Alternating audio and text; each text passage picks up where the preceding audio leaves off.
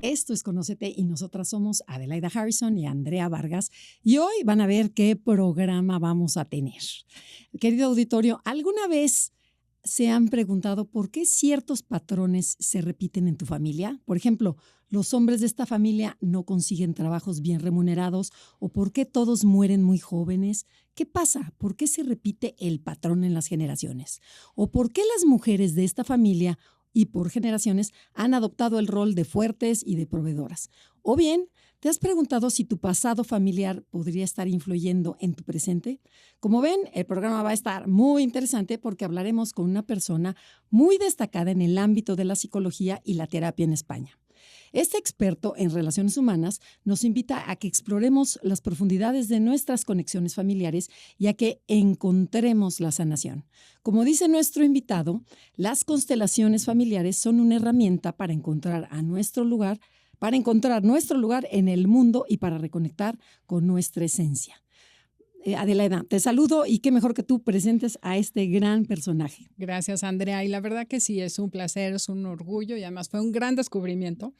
Es alguien a quien admiro hace mucho tiempo. He leído tu libro de ¿Dónde están mis monedas? Él es fundador del Instituto Gestal de Barcelona, especialista en PNL, constelaciones familiares y enneagrama, entre muchas otras cosas.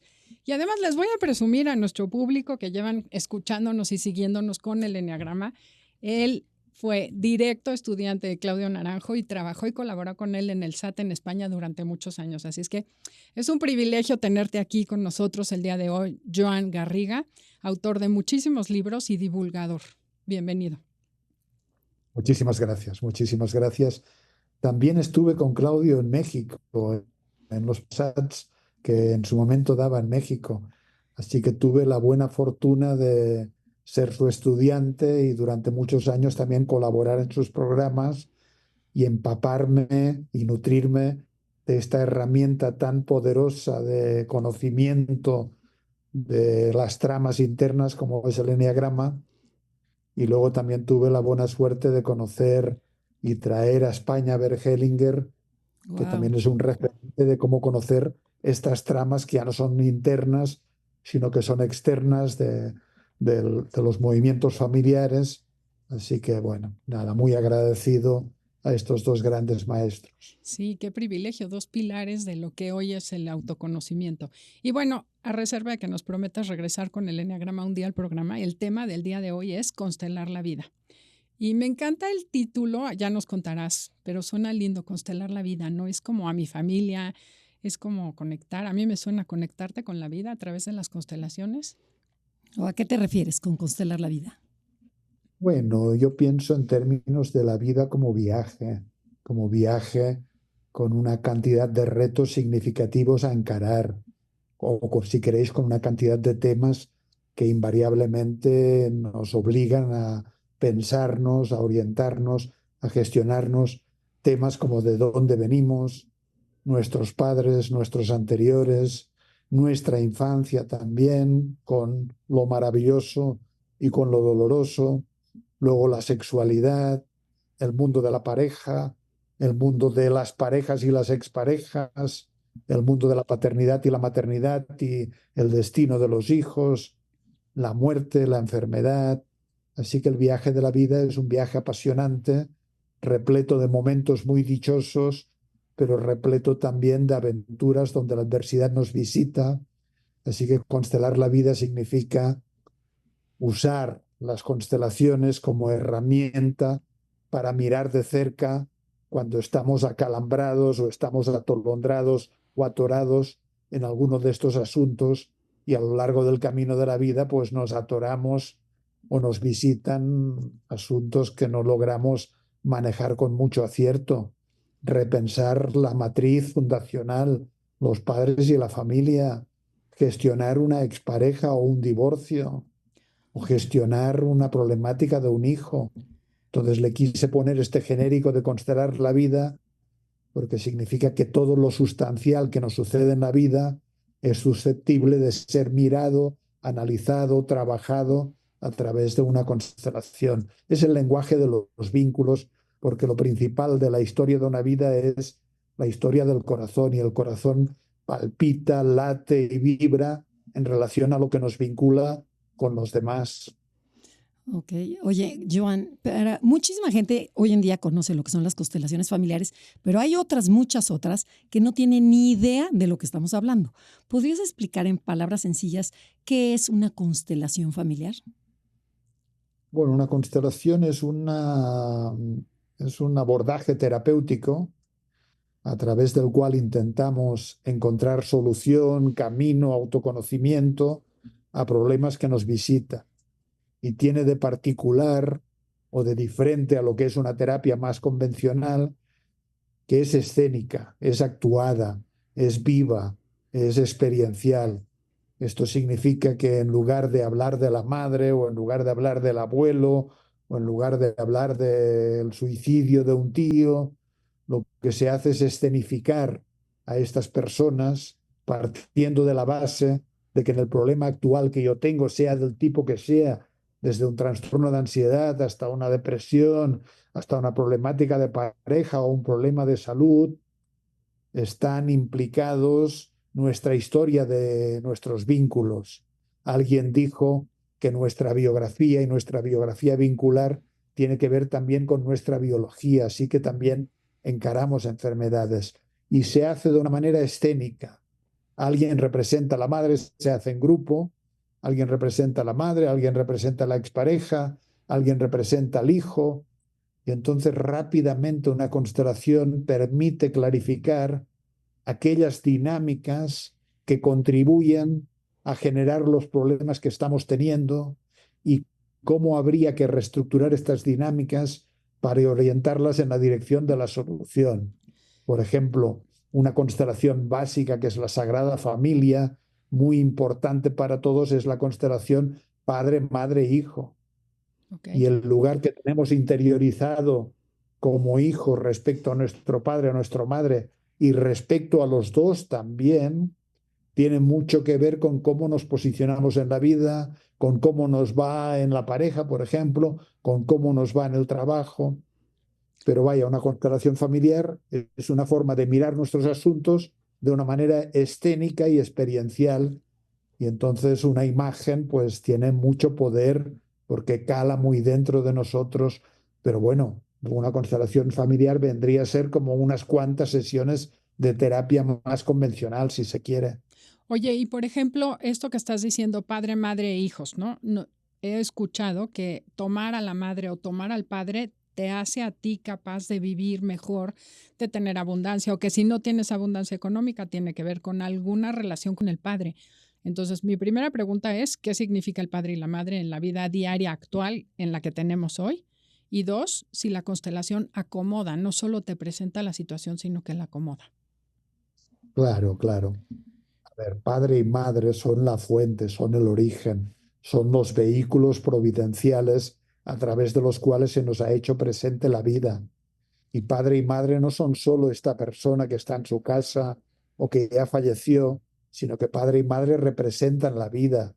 Por eso muchos abordajes terapéuticos ponen tanto énfasis en ponerse en paz con la figura del padre y la madre, porque también habría que decir que padre y madre no solo viven en su casa, sino que viven dentro de nosotros. Entonces, una constelación, imagínate, pone al padre y a la madre y al hijo. Entonces se ve rápidamente la posición de la madre, qué hace, qué siente, cómo se siente con el padre, qué actitud tiene el padre, qué posición tiene. A lo mejor el padre se está yendo, a lo mejor el padre se cae porque tiene poca arraigo a la vida. Y lo más importante es, ¿y el hijo qué posición toma? De hecho, tiene mucho que ver con el enneagrama también, porque en esta posición que tomamos respecto a estas figuras, está implicada nuestra manera de estar en el mundo.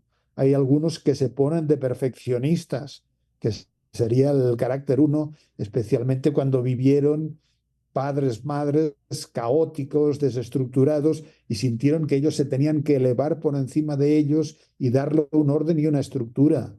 O otros sintieron que tenían que conciliar o ayudar y se pusieron de protectores o entraron en una alianza poco menos que romántica con el padre o con la madre, y entonces desarrollan un tipo de carácter, ¿no?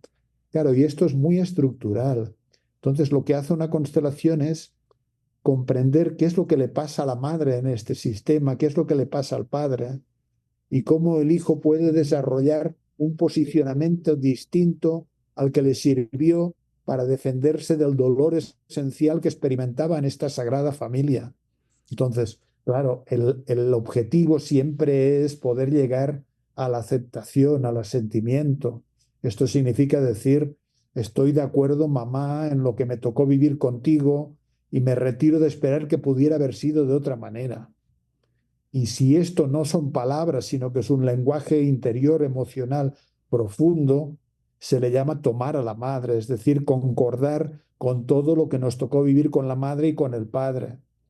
Y el efecto de tomar a los padres se experimenta cuando es verdadero, cuando no es palabrería, cuando es verdadero trabajo interior, se experimenta como una sensación de aprovechar la vida. Es decir, cuando tomamos a los padres y estamos en concordancia con nuestros orígenes, honramos la vida. Lo dice en el cuarto mandamiento, honrarás a tu padre y a tu madre, pero dice, y de esta manera tendrás una larga y buena vida sobre la tierra. Tomar a los padres significa tratar de tener una larga y buena vida sobre la tierra. Entonces, obviamente, quien alberga al padre y a la madre en su corazón, a pesar de los pesares, a pesar de las heridas, y se pone más en paz con la fuente, es más capaz también de ir hacia lo bueno en la vida. Y esto significa abundancia, significa salud, significa amor, etcétera, etcétera. O sea, de verdad, qué tema más interesante porque todo es la vida. Oye, Joan, pero estás hablando sobre el orden, ¿no? Sobre el orden de las parejas, el papá, la mamá, el hijo. ¿Qué pasa cuando los papás son tóxicos y qué pasa con el hijo cuando el hijo no encuentra su lugar? Bueno, claro, en realidad nos tocan los padres que nos tocan. Exacto. Y da la casualidad de que nuestros padres también son hijos de sus padres y también tienen una infancia y también albergan heridas y también albergan movimientos emocionales de defenderse de estas heridas y también en el árbol genealógico impactaron muchos hechos que cambiaron las dinámicas. Algunos de estos hechos fueron tremendamente difíciles, como un asesinato, una muerte temprana, una traición, una separación mal llevada.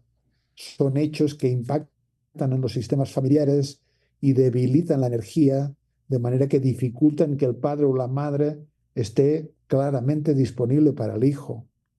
Los padres cumplen dos funciones. Una función parental, y una función parental significa yo estoy aquí para ti.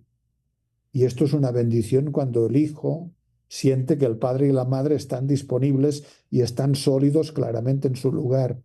Y cumplen también una función que podríamos llamar conyugal. Esto significa que una porción grande del sufrimiento de los hijos no tiene que ver con la relación con la madre o con el vínculo con el padre, sino que tiene que ver con lo que pasa entre los padres. De ahí es muy importante una buena conyugalidad. Significa que los padres están juntos como padres ante el hijo. Pero claro, ahí vemos tramas muy complejas donde el padre entra en alianza con la hija en contra de la madre, o la madre se alía con el hijo y impide que el hijo vaya hacia el padre, sobre todo cuando hay conflictos muy severos entre el padre y la madre.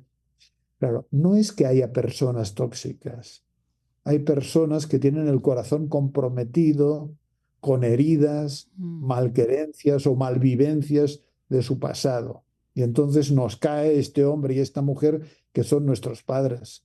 Y es cierto que hay gente que ha tenido infancias terribles. Yo he trabajado con personas que los padres prostituyeron o que los padres pusieron en riesgo su vida o que les tocaron heridas y traumas muy fuertes de carencias.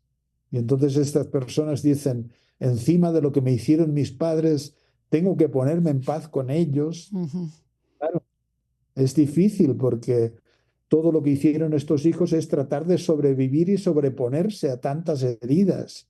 Y lo hicieron a través de las defensas. Me convierto en una persona dura, me convierto en una persona histriónica. Pero claro, en algún momento hay que entender que estas defensas siguen pivotando y alimentando y dando la razón a aquellas heridas y que nos mantienen sujetos a las inclemencias que vivimos con nuestros padres, y que la verdadera libertad ocurre cuando procesamos nuestras heridas y de aquellos desiertos o de aquellos dolores tan grandes, pues logramos un poquito de libertad y entonces somos más libres en la vida, porque lo verdaderamente terrible es que la mayoría de los hijos son leales a las heridas de sus padres y a las defensas que erigieron frente a estas heridas. Por esto que la alternativa es ponerse en paz, tomar a los padres o, siguiendo mi libro de dónde están las monedas, hacer el proceso emocional para tomar las monedas con los padres, porque es una forma profunda de estar en paz consigo mismos. Y hay una regla en el mundo de la psicología o un principio, y es que aquello que podemos tomar y aceptar y asentir e integrar nos hace libres, y cuando no lo hacemos quedamos encadenados a aquello que rechazamos. Si yo rechazo a mi madre por lo que me hizo terrible, de alguna manera me estoy encadenando a este rechazo. El rechazo encadena.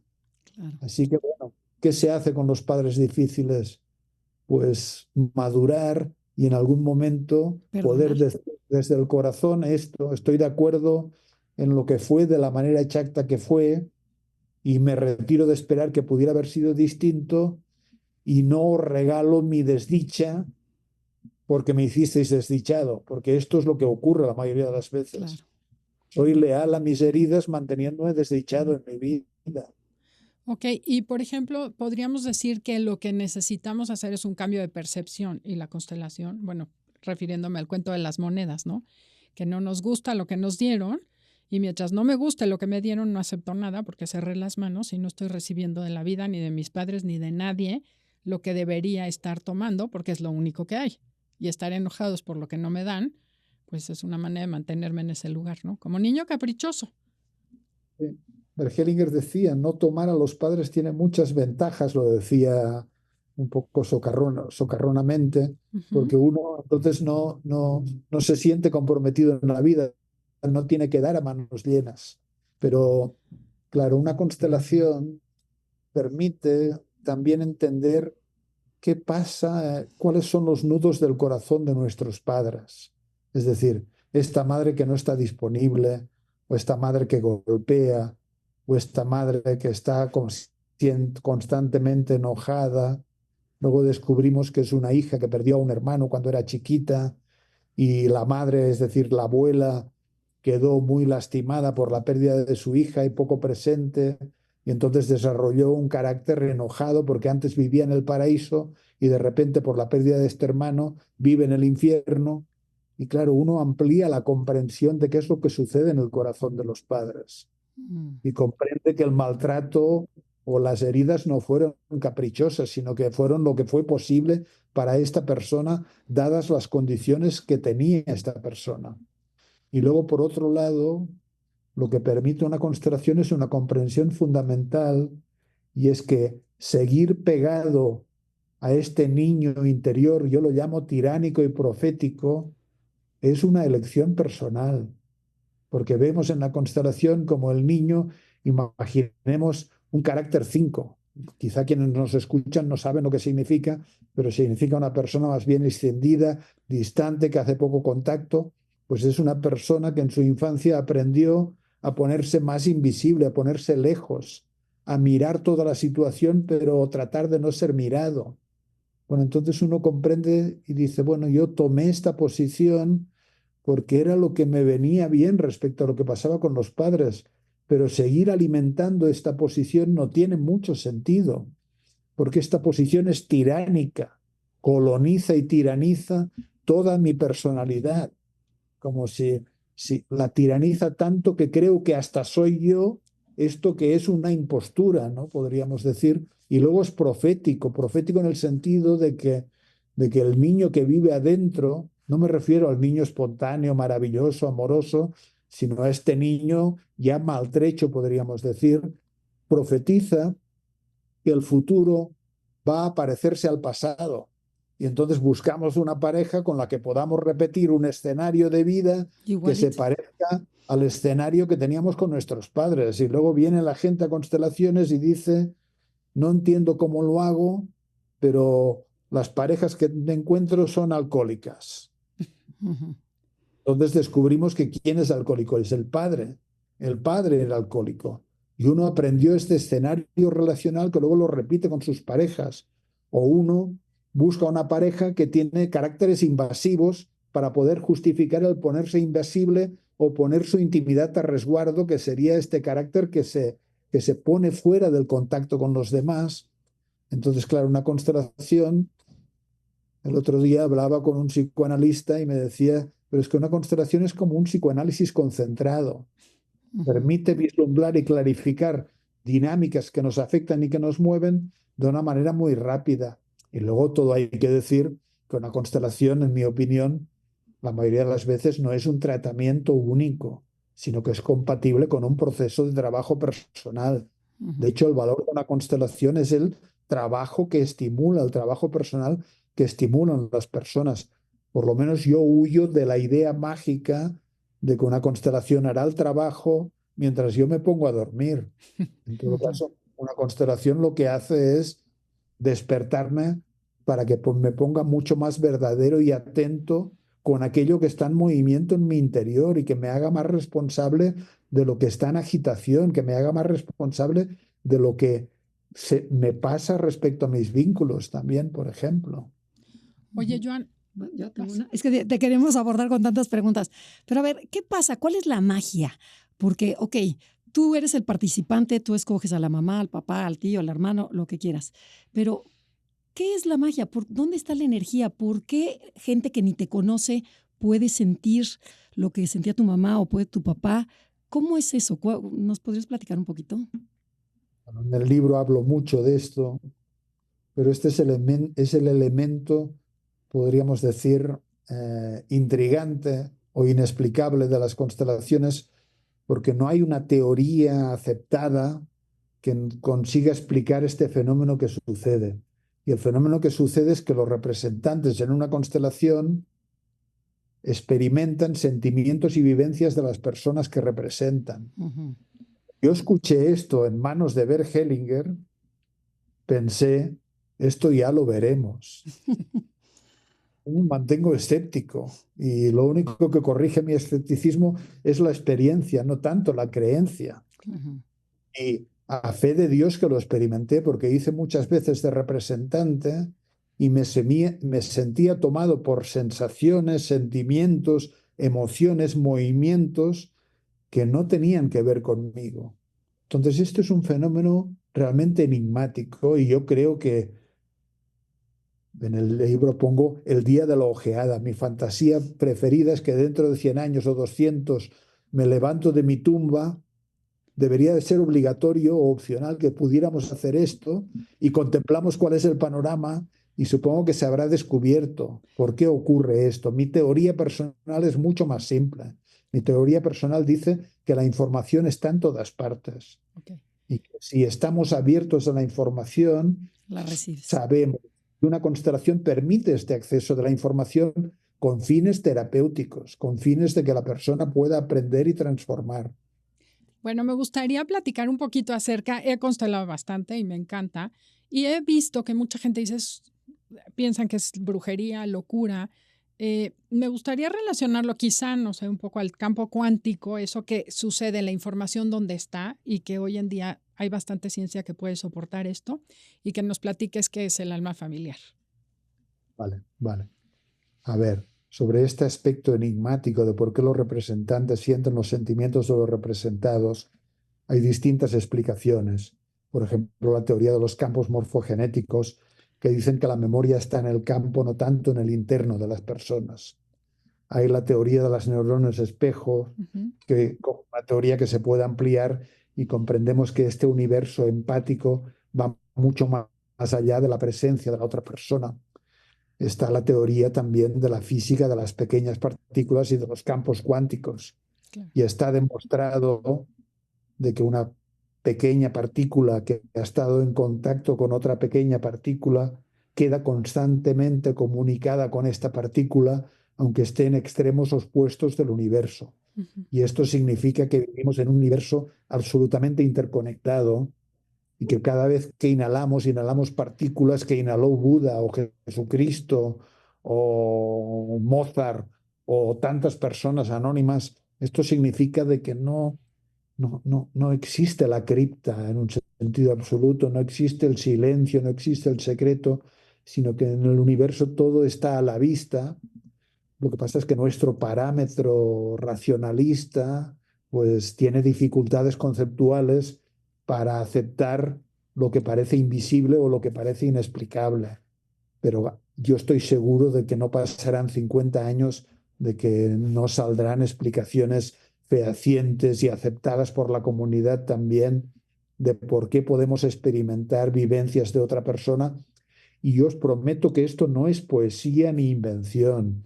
Yo he visto cosas que no se pueden explicar y que no se puede decir, porque claro, si en una constelación el padre dice, me siento muy triste, bueno, ¿quién nos ha sentido muy triste?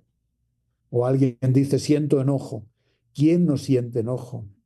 Pero claro, cuando el padre, por ejemplo, gira el brazo de esta manera y solo después la hija, que era la clienta, dijo que el padre los últimos 20 años de su vida había estado en esta posición porque había tenido una hemiplegia, esto es un dato que Sí, es decir, sí, que no se sí. puede inventar esto. Ujú. En teoría de la ciencia hay la predicción múltiple o la predicción vaga. Predicción múltiple es como cuando vas a un tarólogo y te dice, bueno, yo creo que tú tienes mucha fuerza y tienes mucha debilidad también.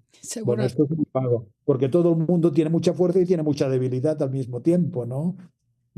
O predicción múltiple, pero claro, esto no es una predicción, esto es un hecho fehaciente. Y como estos muchos, es que tengo un dolor en el hígado. Y entonces, pues el padre tenía un dolor en el hígado muy concreto. Entonces, claro, hay algo que tenemos que ir aprendiendo con el tiempo y aprovechando. Y los contextos terapéuticos, claro, esto es peligroso también, porque no hay que usarlo bien. No Ujú. podemos usarlo para, quiero tener información de mi enemigo, no. Ujú. Hay que usarlo en un sentido terapéutico y de hecho solo funciona en campos terapéuticos. No solo una constelación familiar. El cuerpo es un campo terapéutico y el cuerpo tiene memoria y registro de todas las vivencias y de todas las vivencias del sistema familiar. Y a través del cuerpo a veces vienen memorias que estaban sepultadas o estaban calladas también. Y una constelación es una oportunidad para abrir la puerta de esta cripta que a veces ha estado callando, pero que alberga la memoria de muchos sucesos que sucedieron a nuestros anteriores y que a veces repetimos inconscientemente, como decíais al principio de la entrevista. Ok. Y el alma familiar que me preguntabas, es Bert Hellinger, cuando llegó a Barcelona en el año 99, hablaba del alma, del alma, del alma, y obviamente se refería al alma familiar. Y yo le pregunté, señor Hellinger, ¿qué es el alma? Y él contestó textualmente, el alma es una fuerza que une y dirige a aquellos que le pertenecen y lo hace siguiendo ciertas reglas que son los órdenes del amor. Y entonces dijo, claro, hablamos de un campo, el alma significa sistema, significa red de vínculos, significa mente grupal.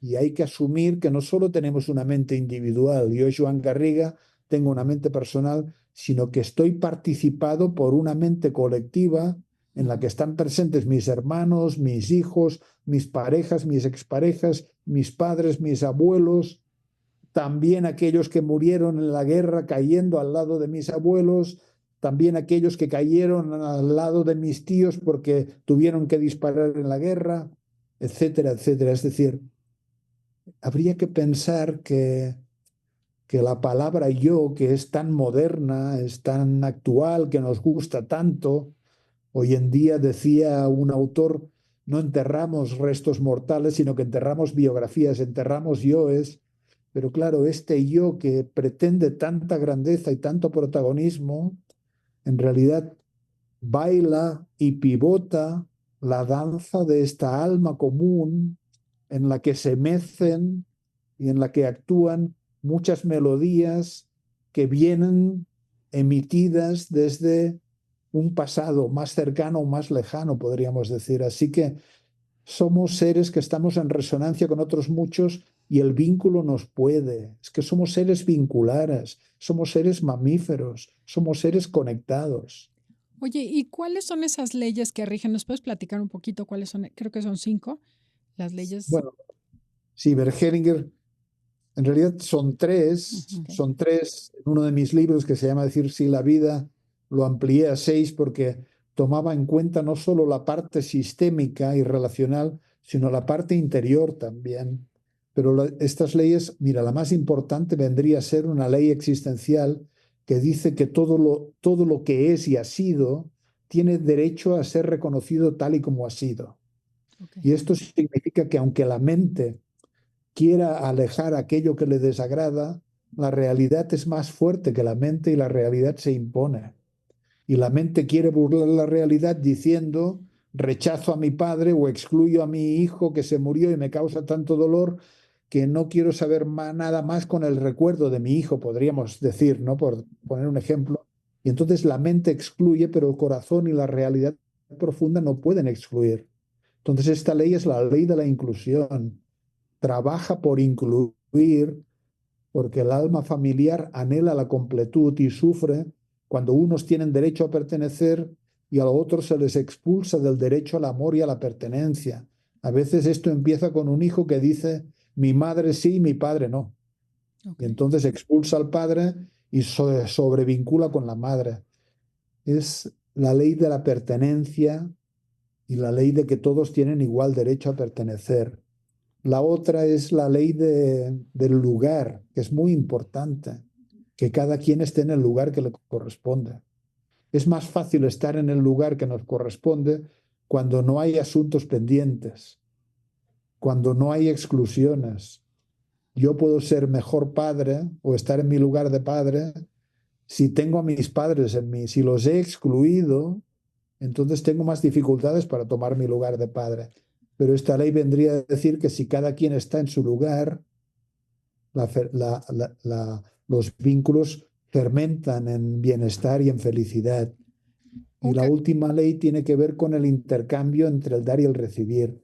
Si el vínculo es la unidad básica de la vida, el intercambio es el nutriente. Es decir, crecemos porque nos miramos, porque nos abrazamos, porque enseñamos, porque interactuamos, porque damos, porque recibimos.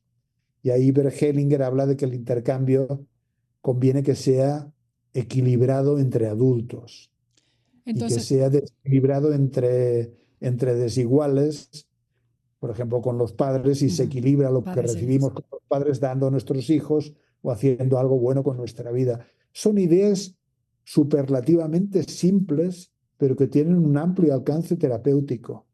por ejemplo, en el primer caso, exclusión.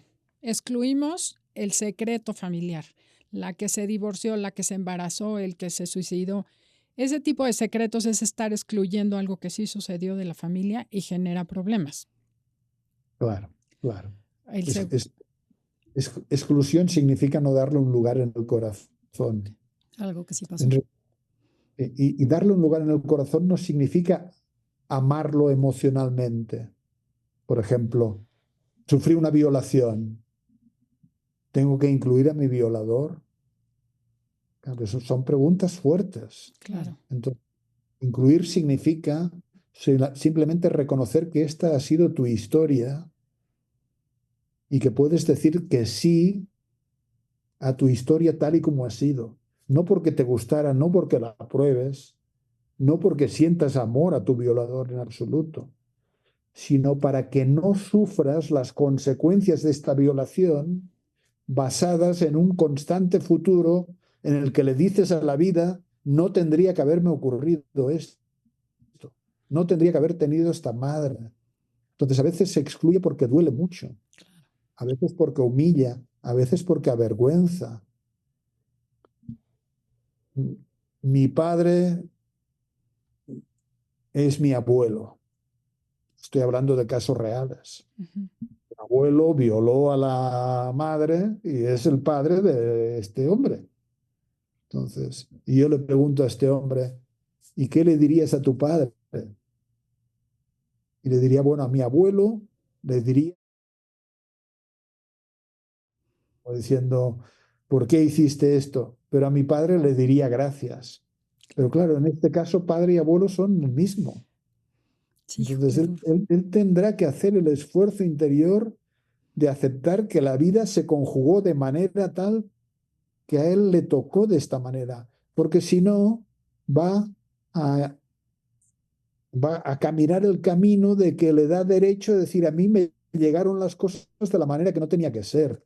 O en mi libro de Decir sí a la vida pongo el ejemplo de una mujer que su madre fue violada de joven y tuvo un embarazo. Y nació una criatura y esta criatura fue dada en adopción.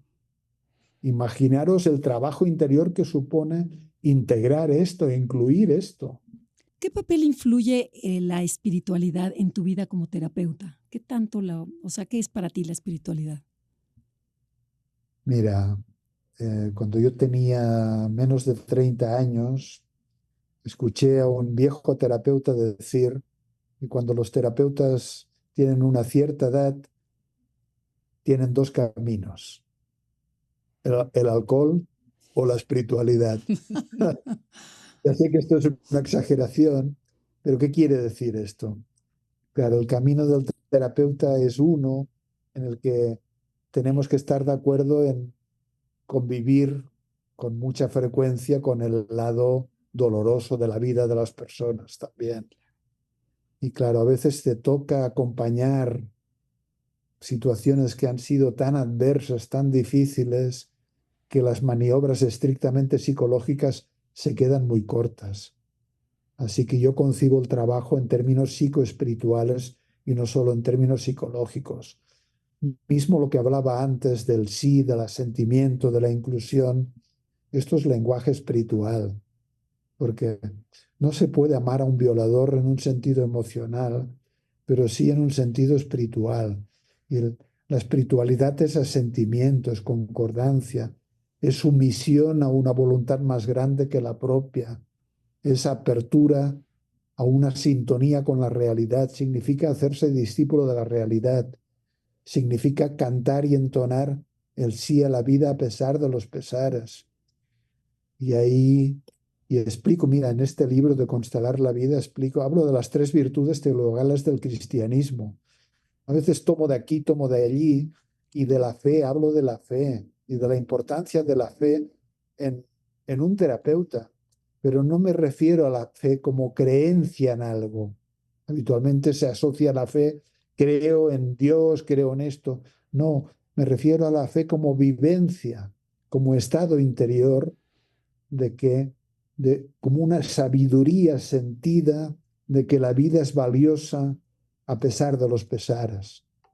Y creo que esto puede crecer en la figura del terapeuta porque los propios clientes lo ofrecen una y otra vez, la perspectiva trágica, a veces también la cómica, es muy divertida la terapia también, ¿eh? No, no todo es tragedia, que le hace crecer este músculo de que, de que más allá de este teatro, a veces trágico, a veces cómico, se siente la presencia de una paz infinita, de un silencio infinito que abarca todo, ¿no? Y también la esperanza, ¿no? La esperanza que significa un, un saber que el futuro se acerca a cada momento hacia nosotros, trayéndonos la buena nueva de que algo sigue siendo posible, aunque a veces algo que está siendo posible puede ser mirado desde afuera muy difícil. Y me acuerdo de una persona muy querida, de la madre de un hijo mío, que le tocó morirse joven, y decía, estarse muriendo también es estar viviendo. El futuro le estaba trayendo la muerte cercana, pero ella lo sentía como que esto también es vivir, ¿no? Claro. Y luego caritas, caritas significa empatía, significa compasión, pero no como una afectación. Me afecto a mí mismo para parecer compasivo, sino como un órgano que se ha desarrollado tanto que se convierte en la verdadera naturaleza de una persona. Y este órgano solo se puede desarrollar completamente, en mi opinión, si no viene únicamente del yo personal, sino que viene de alguien más grande que también vive dentro de uno. San Agustín decía, Dios es más yo que yo mismo. Es como diciendo, como cuando se afirma yo soy Dios. Los hindúes no tienen ningún problema, los indios no tienen ningún problema en afirmar yo soy Dios. Aquí en Occidente dices que yo soy Dios y es peligroso porque te van a encerrar, porque es una confusión. Pero es verdad. Hay algo que vive dentro de todos nosotros, que son partículas divinas, que es fuego divina, que es el fuego de la vida y que nos hace estar en casa, aunque sople el viento del oeste o aunque sople el viento del norte, ¿no? Así que para mí la espiritualidad ha ido ganando más y más fuerza y también, bueno, mis maestros, Bergelinger, estaba repleto de espíritu y Claudio Naranjo y el propio Enneagrama tienen un componente espiritual en el sentido de que en este mapa del Enneagrama que tenéis ahí, bueno, están las flechas, pero hay un centro que es la esencia, que es el ser, ¿no? Y cómo vivir cada vez más en sintonía con esta verdad interior y con estar cómodo en la propia piel y con estar al amparo de esta esencia que no deja de ser como una madre infinita que nos abraza a todos en todo momento. Así que para mí es realmente importante y todos mis libros son entre psicológicos y espirituales y tienen una intención de ayudar en el camino de la vida. Muchas gracias. Qué belleza. Sí. Bueno, el yo personal le gusta la exclusión y decir eso no. Quien vive dentro de nosotros, que es más grande que el yo personal, practica la inclusión y el asentimiento. Y esto es una tarea heroica para un ser humano, asentir a lo que sucedió cuando fue distinto de lo que hubiéramos querido que sucediera. Pero el asentimiento es crucial en el camino de la vida, porque cuando asentimos, nos engrandecemos. Y cuando excluimos, nos empequeñecemos. Y cuando asentimos, podemos estar con más fuerza en el lugar que tenemos en la vida y ejercerlo con solidez y con contundencia y con amabilidad también. Y cuando estamos en el lugar que nos corresponde también, la tarea principal es dar lo que tenemos para dar y recibir con gusto lo que la vida tiene para darnos también y hacer lo que tenemos que hacer. Y entonces también nos sentimos más presentes. Quien está en su lugar cultiva más la presencia personal. Y quien está más presente también ya no se apoya solo en ideología, sino que se apoya en su propia experiencia. Y al apoyarse en su propia experiencia empieza a notar también que la vida es un lugar que tiene sentido, aunque a veces no lo parezca, aunque a veces parezca tan absurda, tan trágica, tan cruel, tan inclemente, ¿no? Estoy en México ya y estoy en San Cristóbal de las Casas y este fin de semana voy a dar un taller en San Cristóbal y luego ya viajo la semana que viene para Ciudad de México y viernes día 13 y día 14 doy un taller en Ciudad de México que lo organiza CADU y luego martes 17 y miércoles 18 voy a estar también en Querétaro. Qué bien. Si alguna persona quiere tener más claridad sobre la información, que entre en mi página web y ahí están los detalles de los organizadores y cómo funciona y que pregunte más información. ¿Y te acuerdas de tu página web? Joan Garriga. joangarriga.com. Perfecto, no hay pierde. Joan, o sea, joangarriga.com. Okay. Es con O, Joan, que es, yo soy catalán y en mi lengua Juan se escribe Joan. Perfecto. Oye, Joan, pues te agradecemos muchísimo que nos hayas concedido esta entrevista. Sabemos que estás muy ocupado, pero disfrutamos mucho. Esperamos que tú también. No, fue No, un placer. ha sido un verdadero placer estar aquí. No, y un placer para nosotros y que estamos picadísimas para que te invitemos a hablar sobre el eneagrama, porque o sea, sabemos que lo dominas y esa experiencia que tuviste con Claudio Naranjo y con tantas personas, nos gustaría saber más sobre ti y sobre el eneagrama. Es que el eneagrama es el vehículo para comprender lo que pasa dentro. Y las Exacto. constelaciones es el vehículo para comprender lo que pasa afuera. Okay. Pues gracias de nuevo. Gracias a todos ustedes que nos acompañaron el día de hoy. Gracias a todo el equipo de producción, porque sin ustedes no sería posible este programa. Gracias. Esto fue Conócete y nosotras somos Andrea y Adelaida. Hasta la próxima.